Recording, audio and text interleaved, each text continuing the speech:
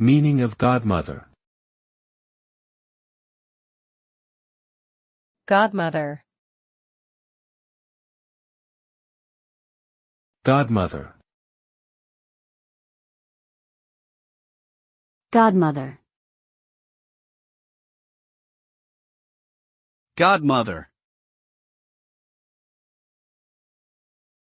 Godmother typically refers to a woman who is a sponsor or mentor for someone else. In certain cultural contexts, it may refer specifically to a woman who acts as a sponsor for a child's baptism or confirmation in the Christian tradition. The term can also be used more broadly to refer to a female figure who provides guidance and support to another person, often in a non-familial context.